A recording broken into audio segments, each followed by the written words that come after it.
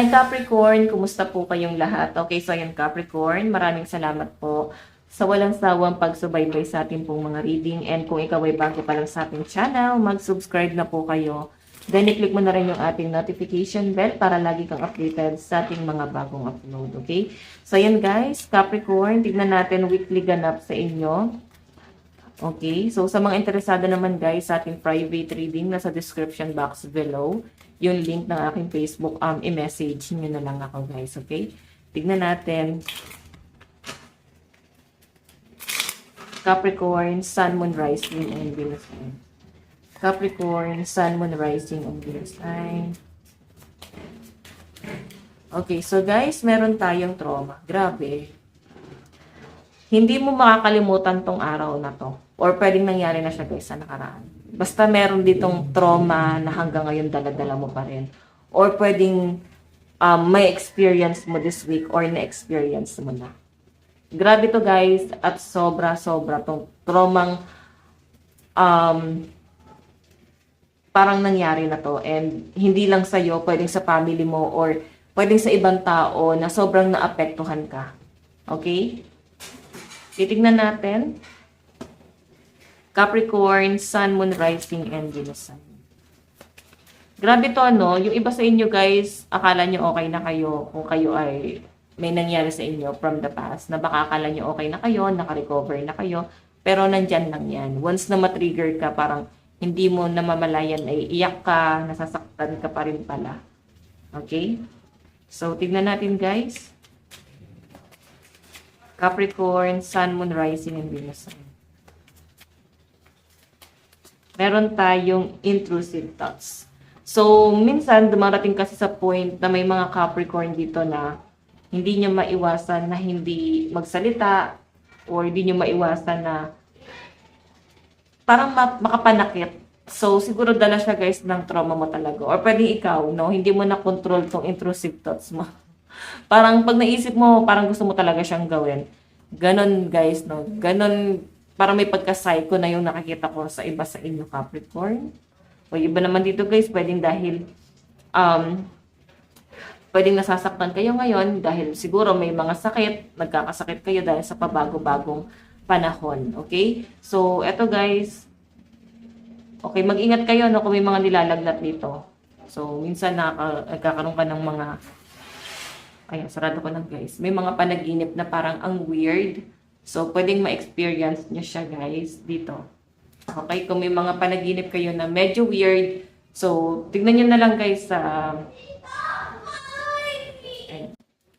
sa Google kung ano ibig sabihin ng inyong mga panaginip, no? So, hindi naman kasi tayo, guys, mananaginip ng wala lang dahilan. Yung iba dyan, guys, is mga past memories natin sa nakaraang buhay. Ayan, so guys, pasensya na sa ingay na inyong maririnig. Madaming bata dito sa bahay. So ayan, sa mga nagkakasakit dito guys, alam nyo ba yung pagka nilalagnat, pag sobrang taas ng lagnat, parang nagdideliryo ata tawag doon. So, kung meron kayong experience na ganyan, hanggat maaari guys, huwag nyo guys ipasawalang bahala yan, okay? So, ang lagnat ngayon is, hindi na yan guys pinapasawalang bahala. So, isang araw ka lang magkalagnat, kailangan pa-check up mo na yan. Okay? So, tignan natin guys.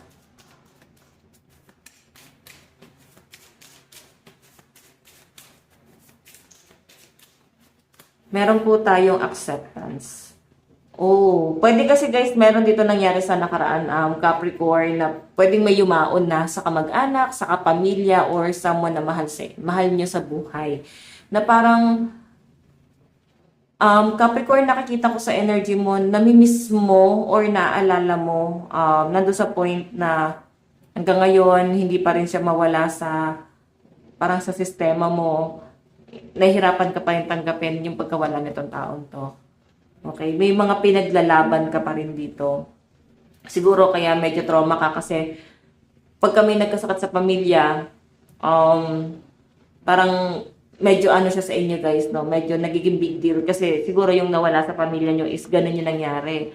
Baka may nagkasakit, tapos hindi kayo masyado guys na-alarma kasi medyo kampante pa kayo that time. So ngayon guys is medyo na-alarma na kayo pag may mga ganito. Okay? So, tignan natin guys.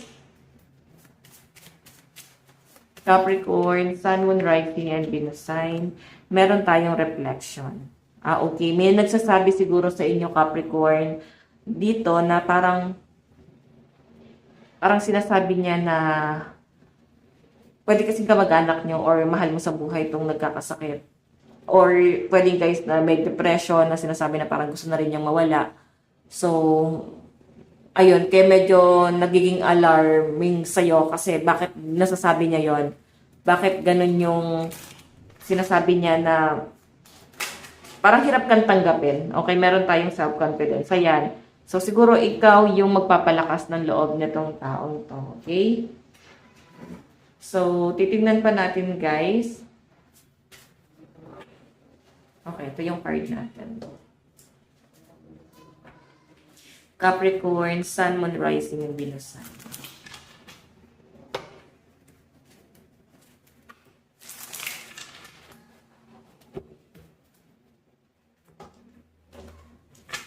Okay, Capricorn, Sun, Moon, Rising, and Venus sign.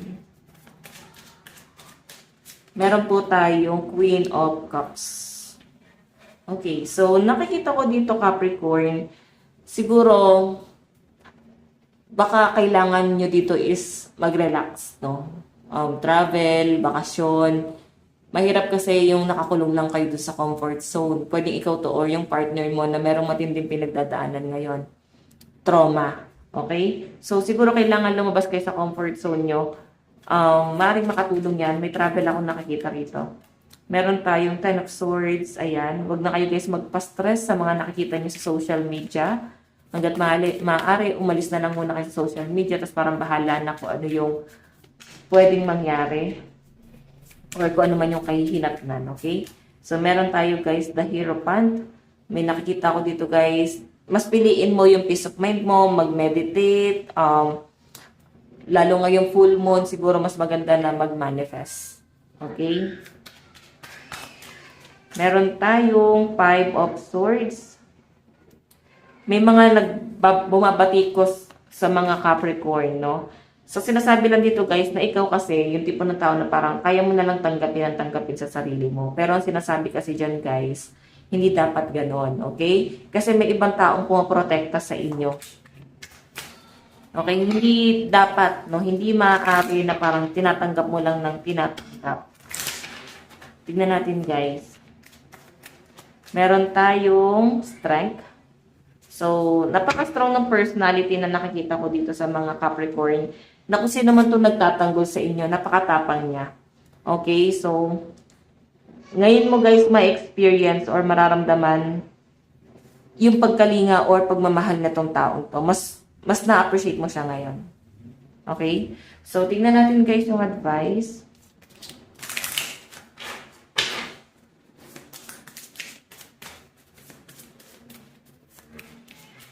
Meron tayong I was called here on a mission. So, kung nasang sitwasyon ka daw ngayon, ibig sabihin, meron kang malaking role para dyan sa bagay na yan. So, pwede ikaw yung maging guidance or ikaw yung maglilid sa kanila para ma-overcome lahat na tong trauma na to.